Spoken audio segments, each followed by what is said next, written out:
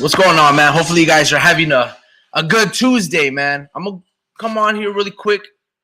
I'm not gonna speak on too much, but as I'm preparing myself to get ready for this amazing heavyweight card that's happening in Saudi Arabia this Saturday, I can't help but notice the comical reaction, interaction, communication, back and forth, whatever you want to call it, man, between um steroid boy Miller and Anthony Joshua. The fix is in. The fix is in. Anthony Joshua's next opponent will not be Deontay Wilder. It will be Miller. Baby Ribs Miller, man. It's very disappointing to see Anthony Joshua give Jarrell Miller the day of time, right? Just a presence, right? To get spoken upon. And for another man to call me a bitch and a pussy, why am I even gonna try to put on a brave face and give this guy the opportunity to even speak to me? You know what I'm saying? Unless you want to engage in the fuckery. Look, bro, no disrespect to Jarrell Miller. I don't know if he's going to win his fight against I don't know if he will win his fight against Daniel Dubois, right? I know that he has more fight in him than Daniel Dubois, but Daniel Dubois has more power, I suppose. But with that being said, man, I'm very disappointed in Anthony Joshua because if you look at this man's face in this interview, that glossy eye look that he shows, it's usually a result of you're angered, you're frustrated, right? It's like an unchecked emotion where you're not about to cry, but you're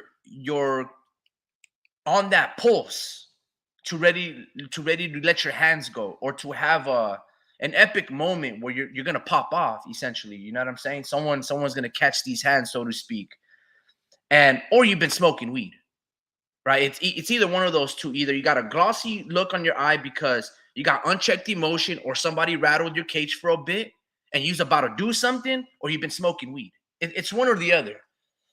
And anyway, man, it's very frustrating to see Anthony Joshua try to go back in time and talk and address Jarrell Miller. My question is, where is this energy directed to Otto Wallin? Where is this energy directed to your next opponent and Deontay Wilder? Supposedly, y'all going to fight on March the 9th. And I have a couple of questions and concerns in regards to that leaked, rumor that these guys are going to fight after March, in March 9th, that they have a fight date and all these things are going to happen.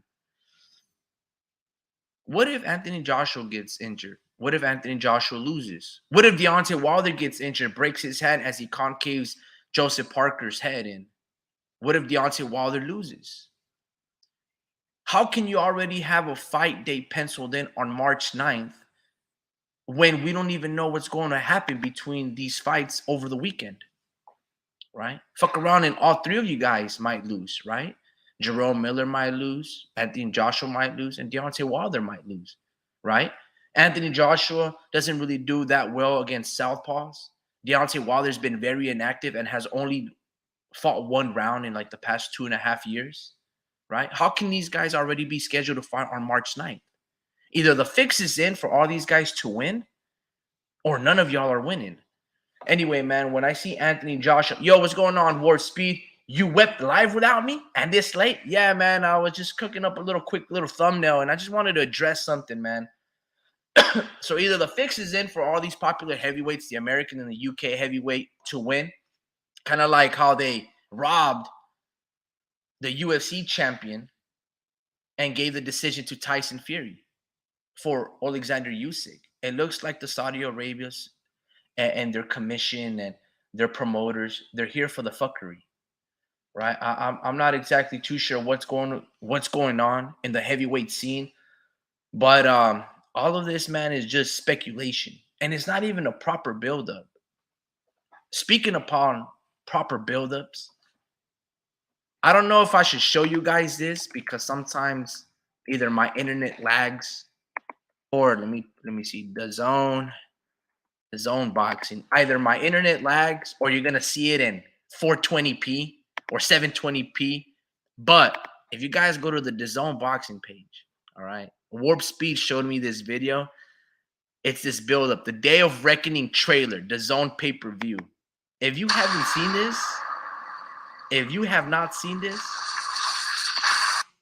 this is probably the best presentation of a buildup that you've seen or haven't seen in quite a minute. If there was ever a video game or a movie that gets you excited, would be like for the legends out there that have played Left 4 Dead. This trailer would be like, bro, this movie or this video game needs to be made. And you guys have to watch it on your own. I mean, I can show this here, but again, I don't know if it's going to be pixelated on your guys' end. You guys have to let me know if it's, HD, if it's 4K resolution. But you have to watch every single detail of Carl Froge's nose, Eddie Hearn, Joshua, and they're all in zombie mode and zombie characters. It's fucking fantastic. Anyway, yo, what's going on, Vince? Excuse me. Yeah, man, salute to you, brother. Hopefully you've been good. And you've been having a good December. Warp Speed goes at Mr. Vince Vargas. We missed you last live. We addressed all kinds of topics, and we had so many trolls calling us names again. Live long and prosper. Vince goes, ha ha, I was napping. Damn it, trolls. Yeah, man, look. Like I said, I'm not going to be on here long, man. But Anthony Joshua, man, he's got to just avoid the bullshit, especially when it comes down to Jarrell Miller, because not only is he a 5-time drug cheat, banned from the sport for like a year or whatever, and Anthony Joshua still wants to go talk to him like they're fucking buddies. Like, bro, Jarrell Miller is stupid where he got failed 3 drugs, or he failed a couple of drug tests for 3 different things when he was going to fight you, missed out on a paycheck, and you still want to go talk to him. It's the weirdest thing that I never really understood. For those football fans out there, you remember when Richard Sherman from the Seattle Seahawks beat Tom Brady? And what did Richard Sherman go out and do? Why you mad, bro? Tom Brady didn't even say nothing. He kept his head down and kept it walking. And look at Anthony Joshua's face right now. He doesn't even know that Otto Wallin is going to fuck him up. Like, he doesn't know he's going to lose. It's very frustrating. Like I said, it's very frustrating to see Anthony Joshua take a couple of steps back, man. Going back to this fight night card, right? And this closing of this December month, not only is this heavyweight fights pretty good, right? You got Philip Hrgovic, you got Frank Sanchez from Canelo camp, Anthony Joshua fighting Deontay Wilder, Joseph Parker, Otto Wallin. But like in 2 days after the fact, Naoya Inoue is going to be fighting Marlon Tapales for an undisputed at 122 pounds. This month of December has been great. For the lackluster year that DAZN has had, because PBC has made all the quote-unquote big fights, DAZN is starting off or ending this year with a bang or starting off next year the right way. This is a pretty good fight card, man. So hopefully you guys don't miss it. I would try to stream it on here, but man, they would shut my shit down. But you guys have to watch the Day of Reckoning trailer. It's fantastic. And you just have to watch this fight card on Saturday. Look, man, I will be rooting for Joseph Parker to upset Deontay Wilder. I will be rooting for Otto Wallin to beat Anthony Joshua. And I will be rooting for Daniel Dubois to knock out Jarrell Miller. The funny thing is, all 3 of those underdogs, that can happen, except maybe Joseph Parker. Just because Joseph Parker sometimes is too much of a nice guy. And even though Deontay Wilder isn't like this brute force inside fighter or impeccable fighter, he just has a right hand. I think Anthony Joshua is a little, I mean, Joseph Parker's a little stupid that I can see him walking right into it. Warp Speed goes, I am so divided on how I feel about Anthony Joshua. He is my favorite heavyweight, but he has changed his personality into a serious, less approachable, and less likable person. Meantime, even though I've disliked Deontay Wilder's personality, he comes as a charismatic individual. So weird. Look, man, I don't hold that sentiment, man, at all. I haven't seen anything where I'm like, oh my gosh, Deontay Wilder is so funny. He's so charismatic. I would like to shake his hand. And as for Anthony Joshua, I've always seemed to see Anthony Joshua as a very serious individual, right? Like a very high class person that doesn't really smile, like very robotic, that doesn't really show his charisma, but you do get blown away by, his size, his stature, and his $1 million smile. But in terms of his personality, he really has none, or he's really showed it, right, to the fans or in interviews. He's very robotic. He's almost like he's very he doesn't want to say the wrong thing and lose his following, right? I mean, I think there was a leak that he was talking about like the black genetic superiority, and then he said that his account got hacked or it was some BS. Like you don't really see Anthony Joshua show his personality. I feel like Joshua has always been serious, and this whole time they try to point as Deontay Wilder as this villain, but Wilder has always showed his charisma. Bomb Squad, like even though you might not like it, even though it might be a little corny, everybody in the interviews always ask for him to yell at that at the camera and spook everybody. So I've always looked at Wilder to be charismatic in that sense of trying to embody and play into the villain role.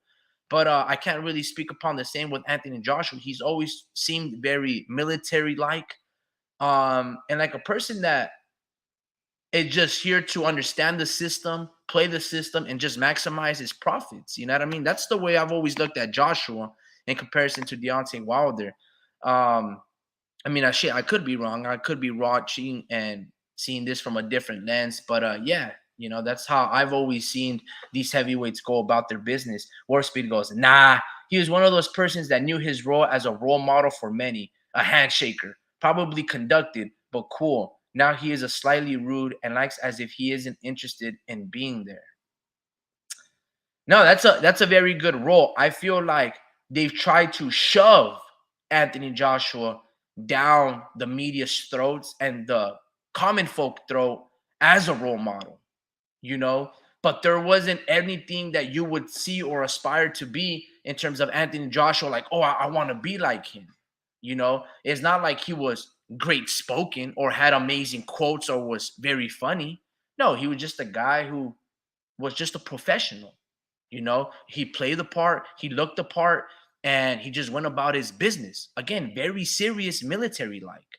I never really seen Anthony Joshua like really open up, and I think his only moment has always been like moments of crisis. When he got beat by Andy Ruiz, there was a relief about him, right? And even though when he had like that mental breakdown, I guess, right? With the hip hip hooray when he got beat by Alexander Usyk in the second time, I felt like those were a couple honest moments that you saw between Anthony Joshua that you were like, oh man, this is him. Or maybe I just haven't been really studying or watching Anthony Joshua.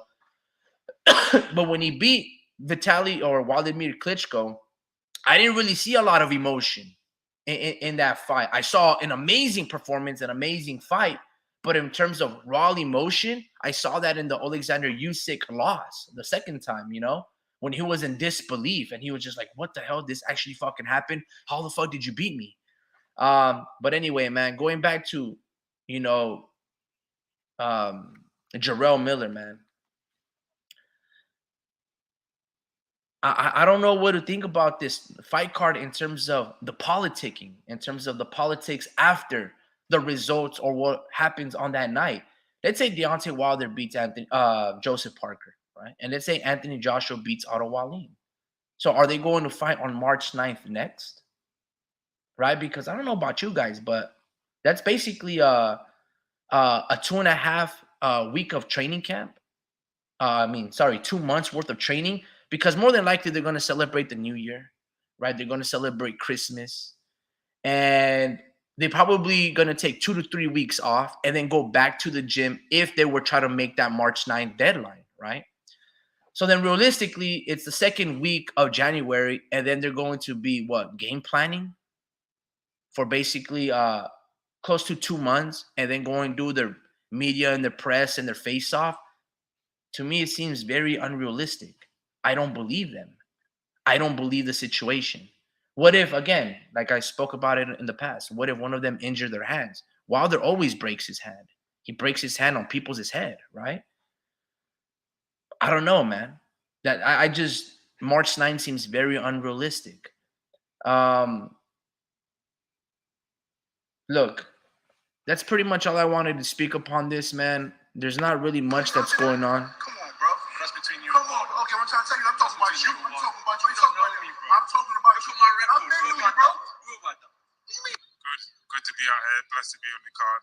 I'm ready. You're fighting Big Baby Miller. What do you rate him as? What do I rate of him? He's undefeated. He's a loud mouth American. You gotta. This is what it's about. Big time boxing. We saw a clip yesterday at the hotel. You both were getting it. Well, he was getting. Yeah, man. I don't really know what to think about this, man. Like, hopefully they all turn out to be really good fight cards. I think we probably will.